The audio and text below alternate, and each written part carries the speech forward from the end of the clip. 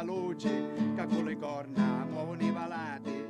Buongiorno, oggi prepariamo l'impanata di agnello. Ingredienti: dell'agnello tagliato a pezzetti, prezzemolo, pomodoro, aglio, pepe nero e sale. Uniamo i nostri ingredienti: prezzemolo, i pomodorini,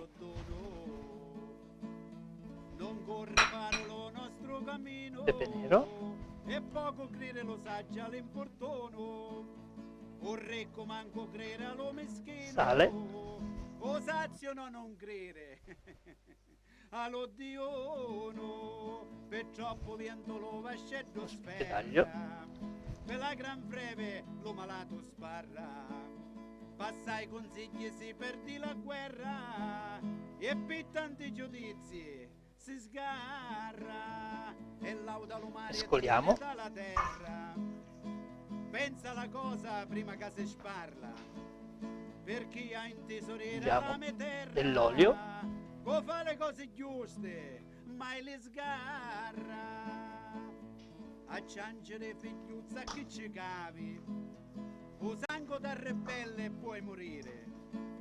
Pazienza ci vuole alle burrasche, che non si mangia mele. Disponiamo il tutto in 2 dischi di pasta che noi abbiamo precedentemente preparato.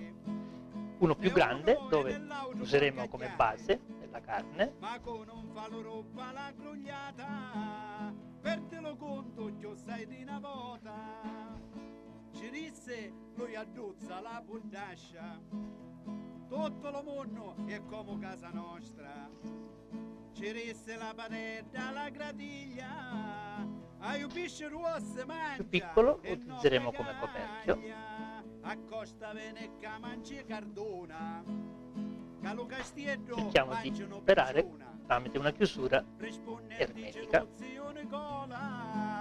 Se la pegnata non vuole, non si cala, io pecuraro che fa la ricotta, lo sapedo l'amici che aspetta, la forca non è fatta per lo ricco, è fatta per la testa di lo porco.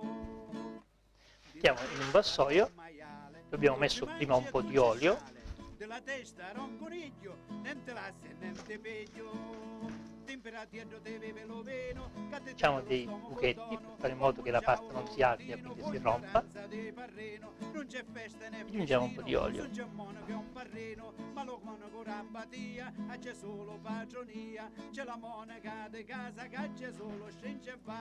È pronto per essere infornato. Il forno deve essere a 250, la cottura circa 1 ora e mezza. Una buona vigna, ave pane, vino e ligna, e lo givole, lo Allora, abbiamo bene, preparato l'impanata di agnello. Controlliamo se è pronta dopo un paio di ore a fuoco lento. Vediamo l'impanata è pronta. Tagliamo la pasta a giro in modo da poter fare in modo di poter vedere la carne e gustare questo piatto tradizionale pasquale della cucina montana. Il